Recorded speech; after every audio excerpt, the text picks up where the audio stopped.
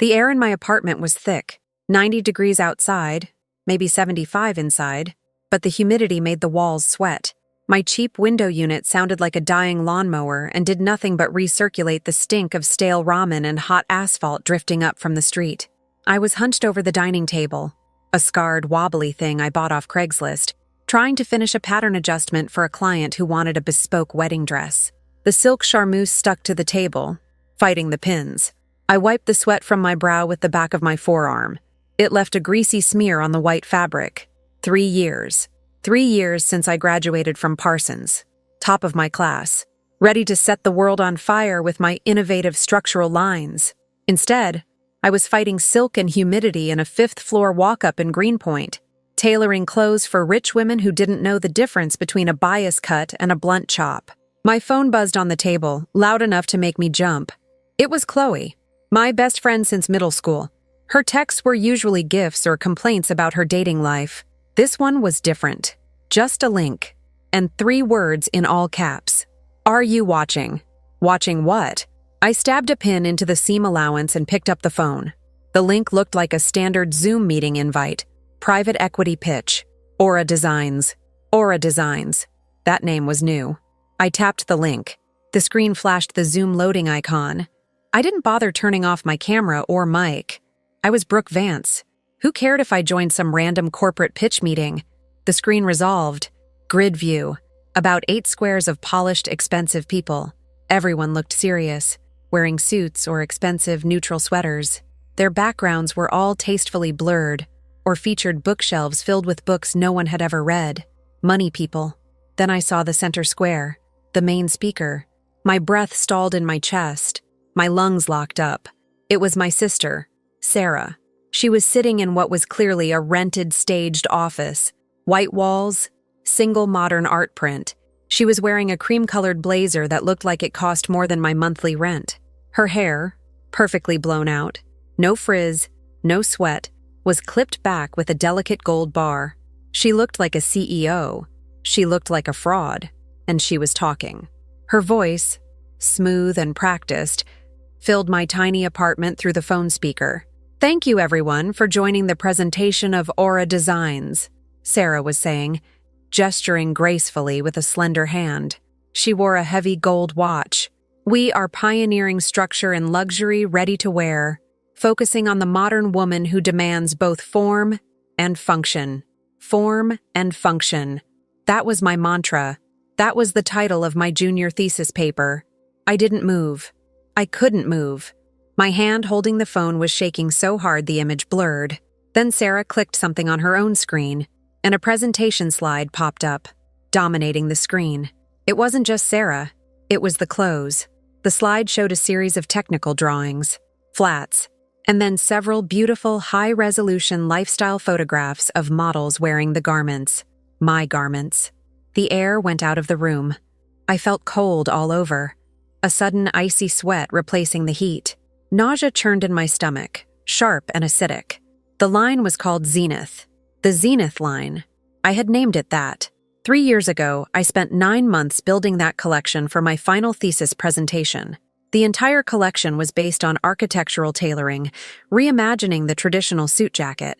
I saw the specific details jump out at me, each one a sharp physical pain. The jacket collar, the broken peak collar. I designed that. It was complex, constructed from 5 separate pieces of interlining and canvas, designed to stand up without interfacing, creating a perfect, aggressive line at the neck. I spent 3 weeks crying over that pattern in the studio, fighting the muslin until it obeyed. The trousers. The signature split-seam trousers. The outside seam was shifted 3 inches forward, creating an illusion of impossible length. It was the detail everyone at Parsons had praised. Sarah was pointing at the screen now, her manicured finger gliding across the image of the broken peak jacket. "This is the core of Zenith," she pitched, her voice oozing confidence. "The structural integrity of the collar is revolutionary. It offers a sculpted look without the weight of heavy tailoring. I call it effortless severity." I dropped my phone on the table. It clattered against the wood, still displaying Sarah's perfect lying face. I scrambled to pick it up, my hands slick with sweat. I needed to hear every word. I needed to document the theft. Effortless severity. I had written that exact phrase in the mood board notes hanging above my desk at the studio. Sarah had visited me exactly once during that period, complaining about the smell of solvent in the late hours. She had stood right in front of that mood board. She stole it all. The designs, the concept, the very language I created to describe my work. I leaned against the wall, fighting the urge to throw up. My vision tunneled. This wasn't just competition. This was betrayal. Sarah and I had always been competitive. Yes, but this was a nuclear bomb. The market gap is huge, Sarah continued, seamlessly moving into the financial data. We project first-year gross revenues based on a conservative 15% penetration into the high-end custom tailoring market, translating to a $5 million valuation by Q4. $5 million. My work, my sweat, my student loans. I could feel the pressure building behind my eyes. I wanted to reach through the screen and strangle her with one of her expensive gold necklaces. I forced myself to breathe. Inhale, hold, exhale. I had to be rational. I had to gather proof. I fumbled with my laptop trying to join the meeting on a more stable device. I needed to record the screen. I needed timestamps. While my laptop booted up, I watched Sarah's performance. She was smooth, too smooth. She wasn't just selling clothes. She was selling a persona, the visionary designer, the structural innovator. I spent years developing these concepts, Sarah claimed, her eyes shining with false sincerity. My background in art history provided the foundation for this architectural approach. Art history. Sarah's background was in hospitality management. She couldn't draw a straight line with a ruler. She barely passed the one elective she took in textile studies. We believe in clean lines and sustainable sourcing, she finished, snapping the laptop shut on her end. The presentation disappeared, and the grid view returned. Silence stretched across the call. The investors were nodding, looking impressed. They were swallowing her whole. A man in the upper right corner, wearing thick glasses and a navy sweater, leaned forward. His background was a massive wall of leather-bound books. "Sarah, that was compelling," the man said, his voice deep and slightly gravelly. "I love the clean aesthetic. You mention architectural tailoring. Can you elaborate on the unique construction of the broken peak collar? It looks incredibly sharp, but how do you maintain that structure without visible internal support?" Sarah hesitated for the first time. The question was technical. It was a question only a designer, or someone who had spent weeks watching a designer weep over a pattern, could answer. "Ah, yes," Sarah chirped, recovering quickly. She probably hadn't even read the technical notes. "It's proprietary. We utilize a combination of layered, lightweight interfacing, a trade secret, naturally, to achieve that rigidity." Lying. It wasn't interfacing. It was a complex sequence of top-stitching and understitching built into the canvas interlining itself, a detail I developed after rejecting interfacing entirely. It was the most unique part of the whole line. I was shaking again. I had to say something. I had to destroy her, right now, but I was muted. I was just an anonymous phone on the call. If I unmuted myself and screamed, they would boot me instantly. I needed proof. I needed leverage. My laptop finally whirred to life. I scrambled to join the call again, careful to keep my microphone and camera off. I started the screen recording software, my hands clumsy with adrenaline. As I worked, my eyes scanned the investor grid again. I was looking for the man who asked the technical question, the man with the thick glasses and the wall of books, R. Stern. His name was clearly labeled beneath his square, Professor R. Stern, Venture Capital. My heart stopped completely. Then it restarted in a painful, rhythmic hammer against my ribs. Professor Stern. Robert Stern. He wasn't just a professor. He was my professor. The head of the advanced tailoring program at Parsons.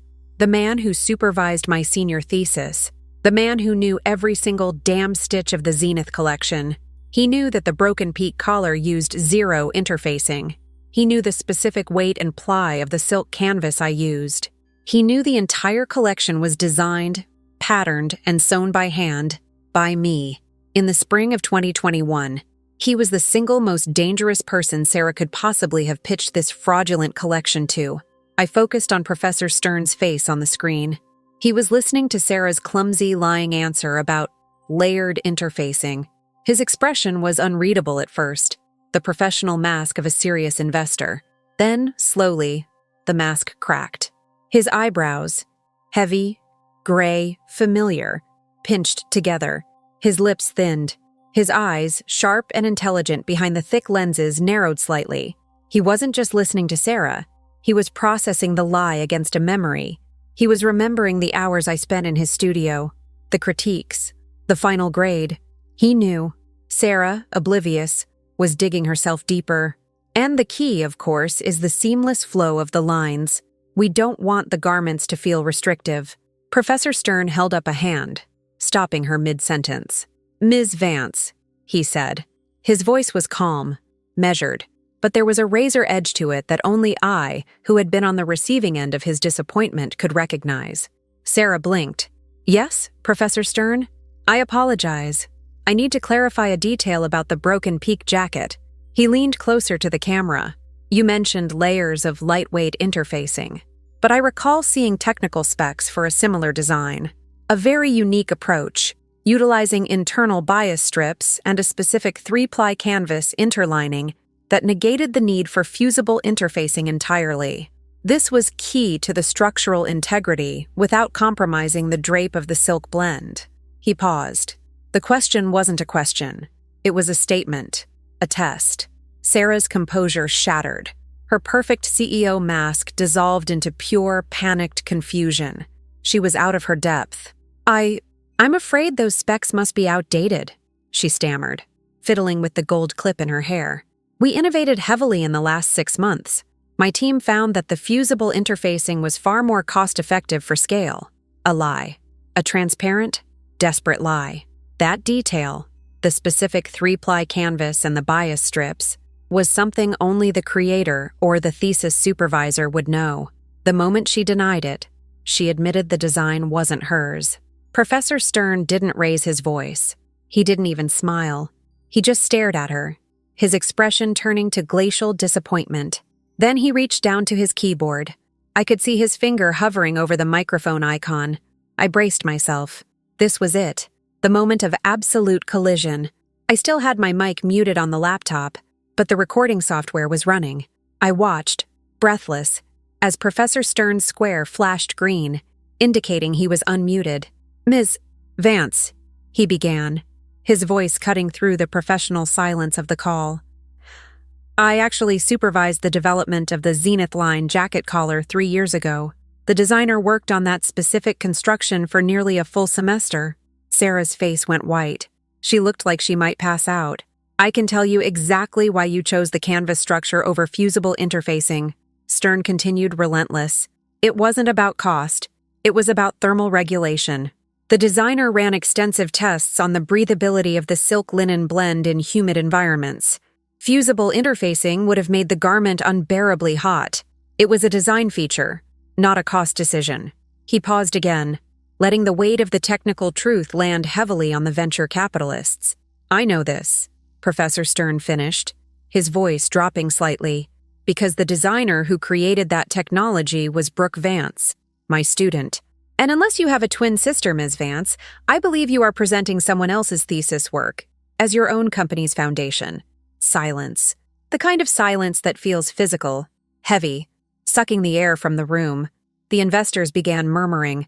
Their faces, seconds ago impressed and serious, were now confused, angry, and deeply suspicious. Sarah was shaking her head violently. "No, that's absurd. I'm Sarah Vance. Brooke is my sister, yes, but she works in catering. This is my design." "Catering," Professor Stern repeated, a small, cold laugh escaping his throat. "Brooke Vance scored the highest grade I have ever given in advanced pattern making. She designed the costumes for the Met Gala student exhibition 2 years running. She does not work in catering. She is the designer you stole from." Sarah lunged forward, likely trying to end the meeting, but she was too late. One of the other investors, a woman with sharp red glasses, cut in, her tone purely hostile. I think we've heard enough, Ms. Vance. If the foundational IP is fraudulent, this entire presentation is waste of time. The other investors began dropping off the call. The grid shrank rapidly. Sarah was frantically trying to speak, trying to explain, but her voice was a high-pitched, desperate squeak. I had the proof. The recording was clean. Sarah was ruined. But I wasn't satisfied. I needed her to see me. I needed her to know that the ghost she thought she buried was standing right there. I clicked the microphone icon on my laptop. I clicked the camera icon. My square appeared in the rapidly emptying grid. Brooke Vance. Sweaty, messy hair, wearing a stained tank top, the messy pattern on the table visible in the background, my reality colliding with her lie. Sarah looked at my image. Her eyes widened, focusing on me as if I were a hallucination. Her mouth opened, but no sound came out. She was trapped. "Hi, Sarah," I said. My voice was rough, dry, barely a whisper of triumph. "Looks like you forgot one detail when you stole my thesis." Sarah finally found her voice, a raw scream of fury and panic. "You bitch! You were watching!" "Always watching," I confirmed. I looked directly at Professor Stern, who was watching the exchange with a detached, clinical interest, like observing a specimen under a microscope. "Professor Stern," I said, ignoring Sarah. "The patent application for the broken peak collar, it's still pending. I filed it 6 months ago, using the original thesis specs. I believe I can demonstrate prior art." Stern nodded. "A single decisive movement. I will be happy to provide testimonial, Brooke.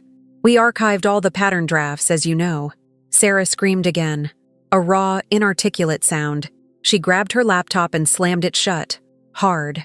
The Zoom meeting ended abruptly. The silence returned to my apartment, heavy and thick with the heat. The only sound was the whir of my dying air conditioner and the rapid, painful beat of my heart. It was over. The performance was done. I leaned back in my chair, exhausted. I looked at my reflection in the dark laptop screen. Messy, sweaty, triumphant. I had the recording. I had Professor Stern. I had the prior art. Sarah was finished. Not only was her multi-million-dollar pitch destroyed, but she had committed corporate espionage and intellectual property theft in front of a dozen serious investors. Her reputation was annihilated before it even began. I opened a new email. The recipient, Professor Robert Stern. Subject, "Thank you."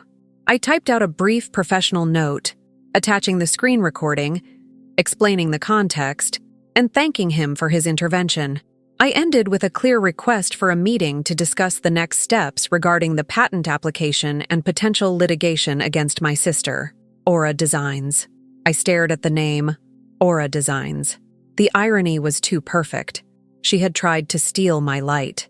My phone buzzed again. This time, it was a call. Unknown number. I knew it was her. Sarah. I declined the call. I wasn't ready for the hysterics. I wanted to sit in the quiet for just 5 more minutes, letting the victory wash over me. But the phone buzzed again, instantly.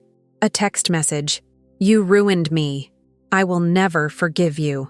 I smiled. A real, genuine smile that stretched the muscles of my face. It felt good. "I didn't ruin you, Sarah," I typed back. "You ruined yourself." I hit send. The door to my apartment slammed open without a knock. I jumped, dropping the phone onto the floor. Standing in the doorway, breathing hard, her face streaked with tears and sweat, was Sarah. She must have bolted from her pitch location, driving like a maniac to get to my place. She was still wearing the expensive cream blazer, which now had a dark stain near the lapel. She didn't look like a CEO. She looked like a cornered animal. "You called him!" she screamed, her voice hoarse and raw. "You set me up!" I stood up, pushing my chair back slowly. I was taller than her, and the sudden shift in posture made me feel dominant. "I didn't set you up, Sarah," I said, my voice dangerously level. "I just happened to be watching when you tried to steal my entire career." "It's not stealing!" she shrieked, taking a furious step into the cramped living space. "It's family. You weren't doing anything with it. You're making wedding dresses in this dump. I was giving it scale. I was making us millions. You were making you millions," I corrected. "You cut me out entirely." You claimed years of development. You lied about the interfacing. She raised her hand, her gold watch flashing under the weak ceiling light, and lunged toward my table, aiming for the pile of pattern pieces. I'll burn every single stitch. You won't have anything. I moved faster. Years of wrestling heavy bolts of fabric and managing delicate shears gave me the necessary reflexes. I grabbed her wrist before her hand could reach the table. My grip was steel tight. Don't, I warned. That's client property, that's a felony. She struggled, twisting her arm. Her eyes were wild, red-rimmed. Let go, Brooke. You have no idea what you've done. I know exactly what I've done, I retorted, tightening my grip. I saved my work.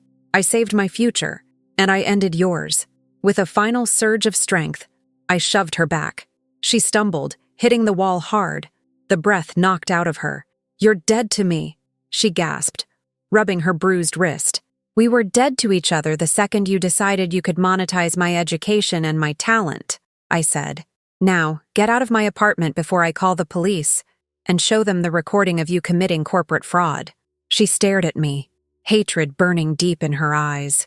She knew I wasn't bluffing. She knew the game was over. She turned, stumbled toward the door, and then paused, leaning against the frame. You'll never get funding, she whispered, her voice venomous. They'll think you're crazy. They'll think you're unstable. Maybe, I said, but Professor Stern will fund me, and he's worth more than all those venture capitalists combined. He wants to see the real Zenith line succeed. She fled. The front door slammed shut, rattling the glass in the window unit. I stood in the silence, breathing heavily, watching the dust motes settle in the afternoon light. My arm ached where I grabbed her. I picked up my phone. I reread the text. I will never forgive you. I deleted the message. I deleted the entire contact. Then I walked back to the table, sat down, and looked at the delicate silk charmeuse. The pattern was waiting. The real work was waiting. The anger was gone, replaced by a cold, clear focus. Sarah was gone. Now I could finally get back to designing the clothes that were truly mine. I reached for the shears, but the phone buzzed again. Not Sarah. It was Professor Stern. I answered immediately. Brooke! His voice was crisp. I've reviewed your recording.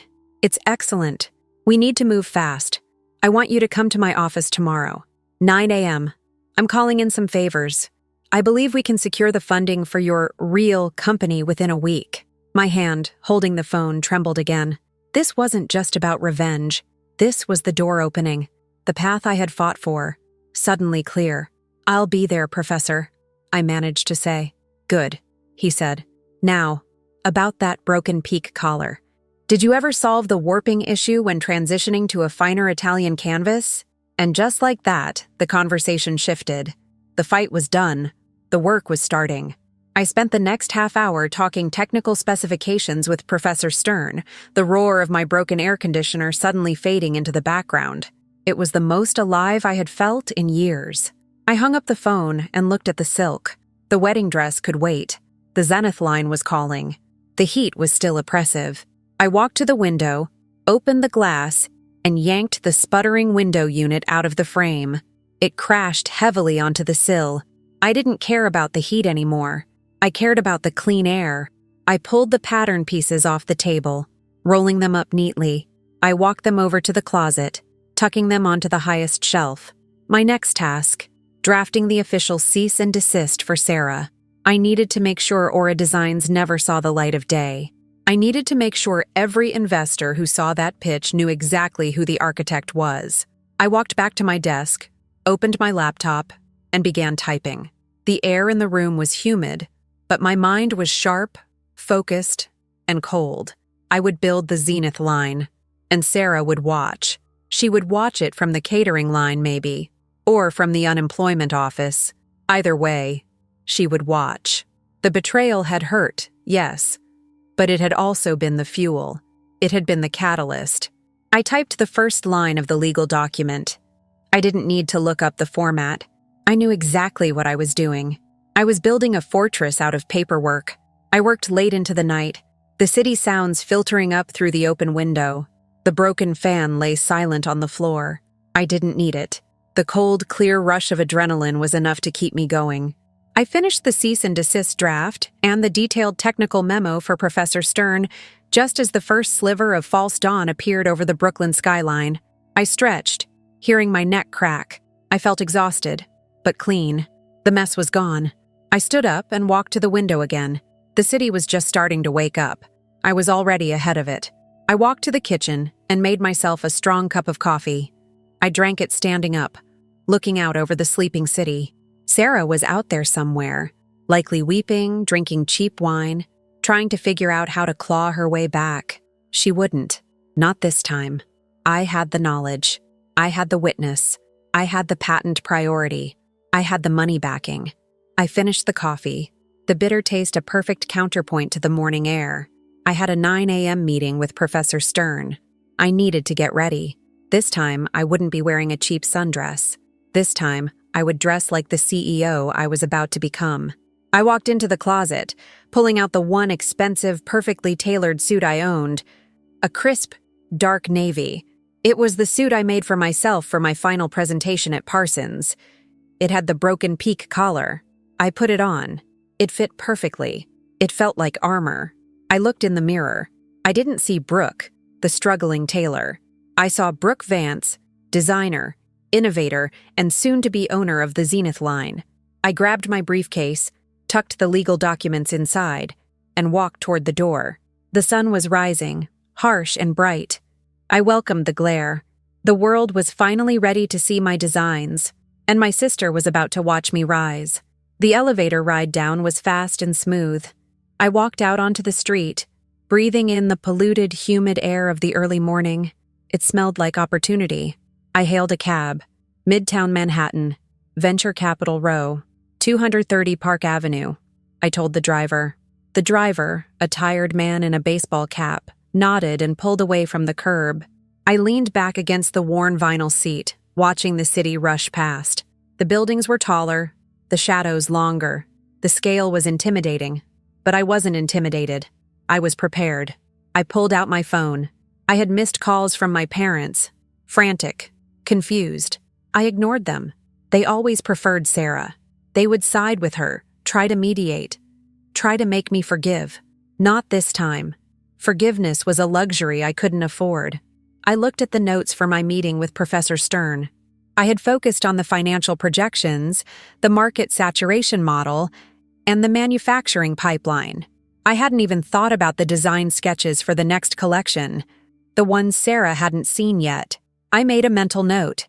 Never leave a sketchpad unattended again. Never trust family. The cab stopped abruptly in traffic near Grand Central.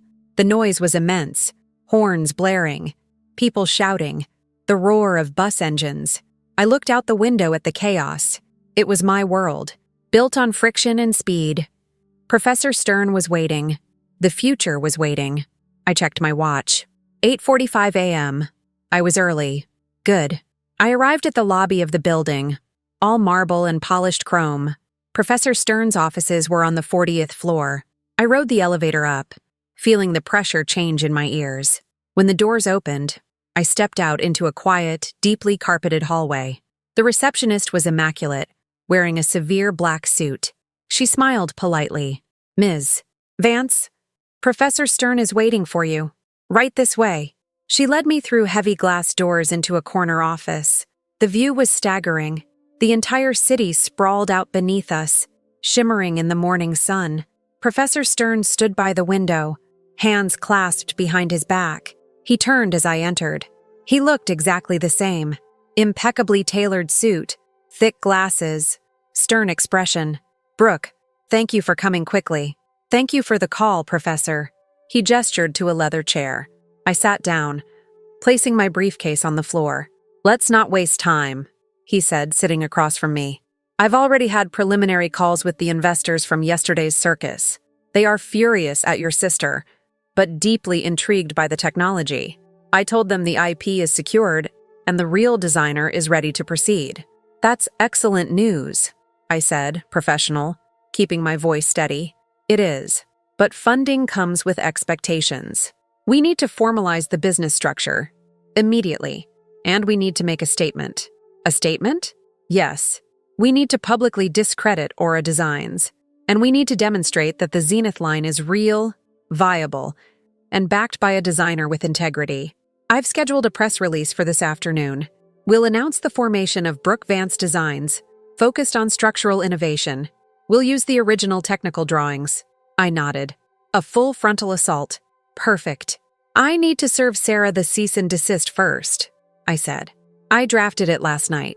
Stern smiled, a small, tight curve of his lips. Always prepared, Brooke. I sent my team to your sister's alleged office an hour ago. The cease and desist has been served. They found the office empty, by the way. Rented furniture, staged background. They already cleared out. The air went out of me again. Sarah was running. She hadn't even waited for the police. She knew she was caught, I said, a wave of cold satisfaction washing over me. She did. Now let's talk numbers. I have a term sheet prepared. He slid a thick folder across the mahogany desk. I believe you'll find the valuation satisfactory. We're offering a $7 million seed investment, contingent upon securing the patent within 6 months. I opened the folder. The numbers swam before my eyes for a second. $7 million. It was more money than I had ever seen. More money than I had ever imagined. It was the validation of every late night, every snapped needle, every tear shed over the geometry of a silk canvas. I accept, I said, not needing to read the fine print. I trusted Stern. Good. Now let's talk about the launch strategy. We spent the next 2 hours mapping out the next year, hiring staff, securing a manufacturing contract in Italy, designing the lookbook. The energy in the room was electric, focused. This wasn't revenge anymore. This was creation. This was the real thing. By 11:30 a.m., the deals were shaken, the contracts were drafted, and the press release was ready to go. One final thing, Brooke, Stern said, standing up. Your sister tried to contact me again this morning. A frantic, weeping voicemail. She asked for forgiveness. She asked if I could mediate. And what did you tell her? Stern walked back to the window, looking out over the city. I told her that mediation implies 2 parties are negotiating in good faith. And I told her that theft of intellectual property is a criminal matter, not a family disagreement. He turned back to me, his face serious. You made the right choice, Brooke. Never let anyone, especially family, minimize your work. I stood up, adjusting the collar of my own jacket. The broken peak collar stood firm, perfectly sculpted. They won't, I promised. I left the office an hour later. The contract signed, the press release scheduled for 2 p.m. I was the CEO of a $7 million backed startup. I walked back out into the noise and the heat of Midtown. I wasn't Brooke the tailor anymore. I was Brooke Vance, the owner of her own future. I walked a few blocks, heading toward a reputable patent law firm I had researched months ago. I needed to move fast on the IP. As I walked, my phone buzzed with an incoming text. Unknown number. I opened it. It was a photo, a dark, grainy image of a hotel lobby, cheap-looking luggage piled near a potted plant, and a text underneath. Just tell them I didn't know. The phone felt hot and heavy in my hand, slick with sweat from the humid air. Just tell them I didn't know. I stopped under the awning of a closed coffee shop, the smell of old grounds and burnt sugar wafting out. The photo was a cheap hotel lobby, not Sarah's style at all. She liked the boutique places with velvet ropes and overpriced cocktails. This looked like an airport layover. Did she send it? A panicked plea for leniency, hoping I'd lie for her? Or did Dr. Elias send it, a warning that she was running? I didn't text back. I didn't have time for guesswork or melodrama. I had to secure the foundation. I shoved the phone into the small, zipped pocket of my purse, the screen facing inward.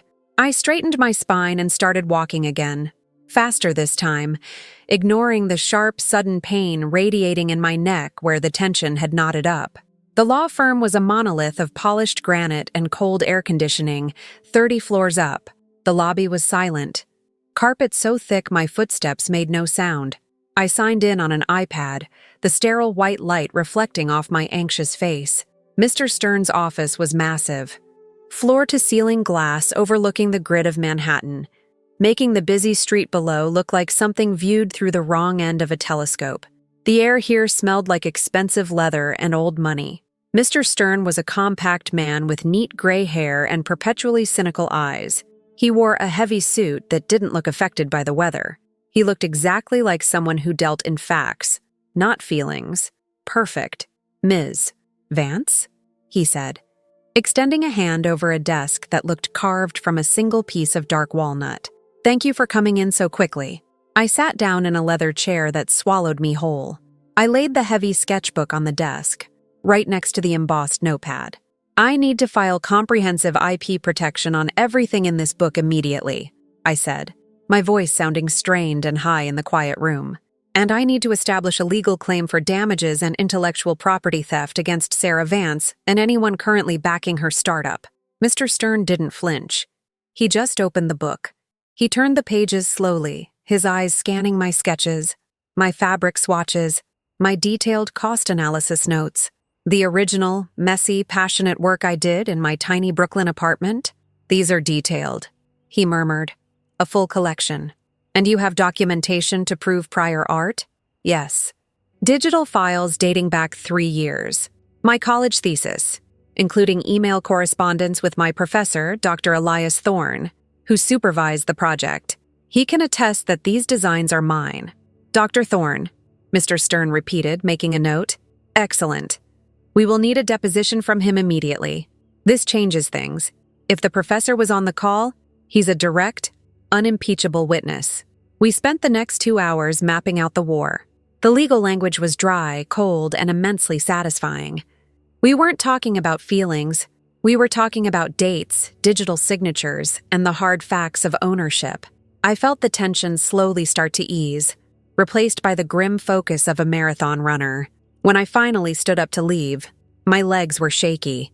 I had spent nearly $4,000 on the initial retainer, but the money felt like the cheapest protection I had ever bought. We'll send the cease and desist order today, Mr. Stern promised, standing by the door. We will also contact this Dr. Thorne to get his statement. We will use the professor's presence on the call to establish a pattern of deception and intent to defraud the investors.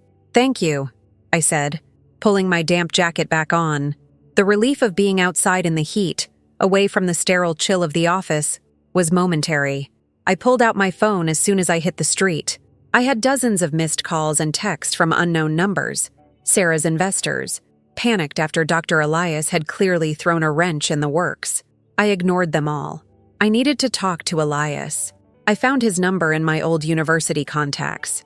I walked until I found a quiet, empty bench in a small, littered park strip, smelling faintly of dog pee and stale popcorn. I sat down and dialed. He answered on the second ring. His voice was low, careful, academic. Brooke, I was expecting your call. Dr. Thorne, thank you. For everything. The words felt inadequate. It was the only decent thing to do, he said, a sigh escaping his lips. When I realized the name on the pitch deck was Sarah Vance, and the designs were frame-for-frame copies of your thesis, the Chrysalis collection, wasn't it? I couldn't stay silent. I told the lead investor, Mr. Davies, that those designs belonged to a former student, and that the pitch was fraudulent. What happened after you unmuted? I asked, closing my eyes, bracing for the chaos. Chaos, precisely. Sarah tried to deny it, poorly. She claimed they were collaborative designs. I pointed out that the digital files I received from you 3 years ago perfectly matched the line sheets she was presenting. Davies ended the meeting abruptly. Sarah left the call immediately. I've been fielding calls from her lawyers all afternoon. Her lawyers? I scoffed. She barely has 2 dimes to rub together. Who is paying them? Davies' firm, perhaps? They want to contain the damage. They want to know if this is a legal threat or just a family misunderstanding. It's a legal threat, I confirmed. I have a patent lawyer. Cease and desist is going out today. Good. Now, Brooke, the investors are holding an emergency meeting tomorrow morning at the St. Regis. They are demanding that Sarah come in person to explain the discrepancy. They want to see the original designer's documentation. I felt a cold, hard spike of focus pierce through the remaining anxiety. The final stage. I'll be there, I said. I thought you might. They haven't invited you, but Davies asked me to attend to verify the authenticity of the IP. If you arrive with your documentation and your counsel, they won't turn you away. They need the truth. Tomorrow morning, I confirmed. I'll see you there. I hung up the phone. My hands were shaking again, but not from fear, from the immense driving purpose. The 48 hours of frantic motion had led to this single, inevitable point of collision. I took a cab back to my small apartment. I didn't eat dinner. I spent the entire evening compiling the evidence, the digital file stamps, the printed thesis copy, the emails with Dr. Elias tracking the evolution of the chrysalis sketches. I organized it all into a crisp, black binder that felt heavy with justice. I tried to sleep, but the adrenaline wouldn't allow it. I lay in the dark, staring at the ceiling, listening to the muffled sounds of the city. I felt the knot in my stomach tighten and then release, tighten and release. It wasn't hatred for Sarah, not anymore. It was the cold, professional need for surgical closure. The St. Regis meeting room was opulent. Dark wood, heavy drapes, and a long mahogany table polished to a mirror shine. The air conditioning was set too high, giving the room a brittle, sharp edge. It smelled of lilies and the quiet desperation of high finance. I arrived exactly 15 minutes early, wearing a simple, impeccably tailored black dress that hit just below the knee, my power armor. I had minimal makeup, my hair pulled back tight. I looked clean, focused, and expensive. I was flanked by Mr. Stern, who carried himself with the quiet confidence of a man who rarely lost. The investors were already seated, 5 men and 1 woman, all in sharp, dark suits, their faces tight with annoyance and suspicion. They were losing money and time, and they didn't appreciate the disturbance. The lead investor, Mr. Davies, was a heavy man in his 60s with rings under his eyes that looked permanently etched. He motioned to 2 empty chairs. "Ms. Vance," Davies said, his voice a low rumble. "Mr. Stern, thank you for interrupting your schedule. We are trying to understand the nature of the claim Dr. Thorne made yesterday. This is highly unusual. It's intellectual property theft, Mr. Davies," I said, sitting down, placing my black binder precisely on the table. The sound was sharp. "My sister, Sarah Vance, stole my thesis designs and pitched them as her own. The documentation is in this binder." Davies just nodded, his expression unreadable.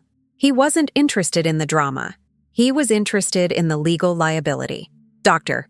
Elias Thorne arrived shortly after, looking uncomfortable in a suit that was clearly reserved for academic ceremonies.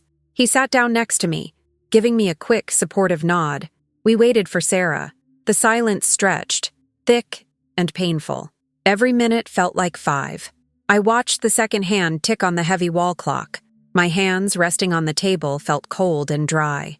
I focused on my breathing. Slow, even, deep. 20 minutes past the scheduled start time, the door opened. Sarah walked in. She looked terrible.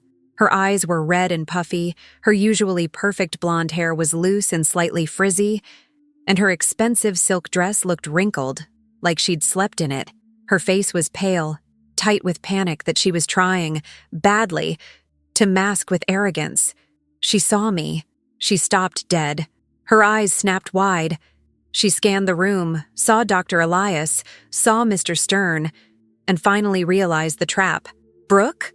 Her voice was a cracked whisper. Davies interrupted, his voice sharp. "Ms. Vance, please sit down. We need to clarify the ownership of the designs you presented to us." Sarah stumbled to the nearest chair, avoiding my gaze completely. She looked like a trapped animal. "Mr. Davies," Sarah began, her voice falsely bright, "I apologize for the confusion. These designs are fully proprietary. My sister, she's suffering from some personal issues. She was briefly involved in the initial conceptualization, but the final patentable work is mine."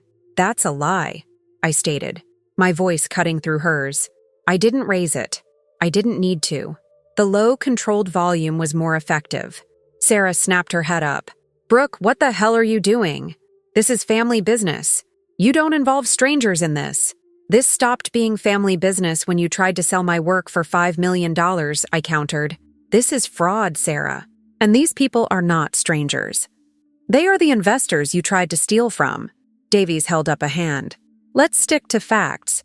Dr. Thorne, can you verify the timeline of Ms. Brooke Vance's work?" Dr. Elias leaned forward. His glasses reflected the harsh overhead light. "Yes." The Chrysalis collection was the basis for Ms. Brooke Vance's senior thesis, completed 3 years ago. The line sheets I reviewed yesterday, presented by Ms. Sarah Vance, are identical to the digital files submitted to me in 2021, down to the signature texture choices and the specific draping methods. The air went dead silent. The investors exchanged cold glances. They saw the liability now. Sarah started shaking her head violently. "He's lying. He's biased. Brooke slept with him. He's protecting her." The accusation was shocking, pathetic, and instantly dismissed by the professionals in the room. Dr. Elias just looked at her with clinical pity. "Ms. Sarah Vance," Mr. Stern interjected, pulling a document from the binder. "We have already secured the IP rights for the Chrysalis collection under Brooke Vance's name. Furthermore, we have a digital file of your pitch deck, which now constitutes irrefutable evidence of willful infringement and fraud. The cease and desist order is in effect. Any further use of these designs will result in an immediate lawsuit." Sarah's composure shattered. She jumped out of her chair, knocking it over with a loud crash. "You snake!" she screamed, pointing a shaking finger at me. "You set me up. You wait until I'm finally successful and then you try to ruin me. You always hated that I was better than you." "Better?" I stood up too. I didn't shout. I walked around the table slowly until I was standing right in front of her. The height difference was minimal, but the power dynamic was immense. "You've never created anything in your life, Sarah. You copy trends. You copy other people's lives. You were going to use these funds to pay off your credit card debt, not start a company. You don't have the stomach for hard work. You just have the stomach for theft. The designs were nothing. They were sitting in a dusty old book. You weren't doing anything with them," she cried, tears finally welling up, but they were tears of pure fury, not remorse. "They were waiting for the right moment," I corrected. "The moment I was ready. The moment you weren't." I leaned in, my voice dropping to a harsh whisper only she could hear. "And you know what the worst part is? I knew you were going to do this. I expected it. You're that predictable." She recoiled as if struck. Davies cleared his throat, bringing the attention back to the table. "Ms. Sarah Vance, your pitch is terminated.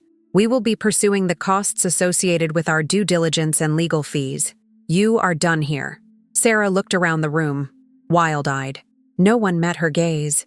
The investors were already packing their briefcases, their faces set in hard, dismissive lines. She turned back to me, the fear turning into cold, desperate malice. "You think you won, Brooke? You think you can just take everything? I'm going to tell Mom and Dad everything. I'm going to tell them you destroyed my career. They'll choose me. They always choose me." I paused.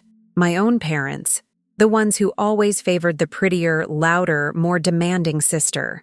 They had always been her biggest weapon. "Go ahead," I said, shrugging, the movement feeling heavy and final. "Call them. Tell them you've committed wire fraud and intellectual property theft. Tell them I had to sue you to protect my livelihood." I reached into my pocket and pulled out my phone. I unlocked it. "In fact," I continued, my voice absolutely steady, "why don't we call them together?" I found my mother's number and held the phone out, the screen glowing bright between us. "Call them right now, Sarah. Put them on speaker. Tell them your company just imploded because you stole my property. Let's see who they choose when the costs are this high." Sarah stared at the phone. Her face was contorted in a silent struggle. She wanted to call them. She needed their validation, their protective shield, but she couldn't. She knew deep down that this wasn't high school drama. This was legal ruin. Mom and Dad hated mess, but they truly hated financial ruin.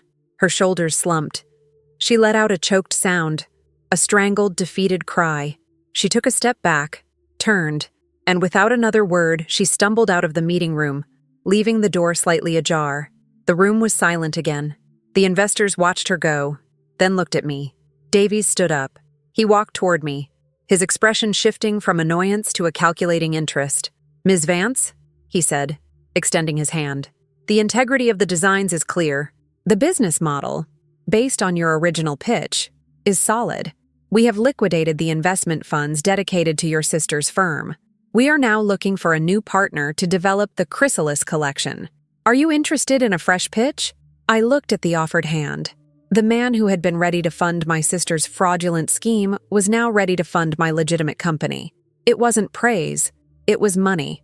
I looked at Mr. Stern, who gave me a sharp, almost imperceptible nod. I gripped Davy's hand firmly. The shake was dry, powerful. "I am always interested in a solid contract, Mr. Davies," I replied, "but not on the terms you offered my sister. We start fresh. My lawyer will be in touch with a new proposal by the end of the day." I turned and walked out of the room, Mr. Stern and Dr. Elias following close behind. We didn't speak in the elevator. The descent was smooth, fast, and silent. Once we were on the street, the noise of Midtown rushed back. Mr. Stern gave me a brief smile. "Excellent work, Ms. Vance. I will handle the follow-up with Davies. They need you now." He hailed a cab and was gone. Dr. Elias stayed with me for a moment, standing on the curb.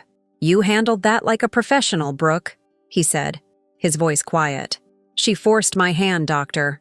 "Sometimes," he said, looking up at the high, anonymous towers, "that's the only way to prove you're the owner of the work. You had to destroy her future to claim yours." I looked at him, then at the bright, chaotic street.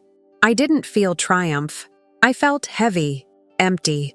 My sister was gone, probably hiding in some cheap hotel room facing ruin. My parents would eventually side with the one who was the loudest victim, but it wouldn't matter. The money, the control, was mine. I nodded to Dr. Elias. "I'll be in touch about the deposition paperwork." I walked away, heading toward the subway. I needed the noise, the grime, the anonymity of the underground. My phone buzzed again. Another text. It was from Sarah. No words, just the photo again, the grainy image of the cheap hotel lobby. And then, a new text underneath. One single word, lost. I looked at the text. I closed the screen. I didn't delete it. I just put the phone back in my pocket, letting the words sink in. I was not lost. I kept walking, pushing past the crowds, the heat, the constant, suffocating noise of the city that had once threatened to consume me. I felt the stiffness in my neck, the weight of the tailored suit. It wasn't armor anymore. It was just clothing. I reached the subway entrance, the hot, stale air rising up to meet me. I descended the steps, leaving the sunlight behind. The sound of the train roaring into the station was deafening, a rush of metallic fury. I got on the train, found a seat, and stared blankly out the window at the passing darkness.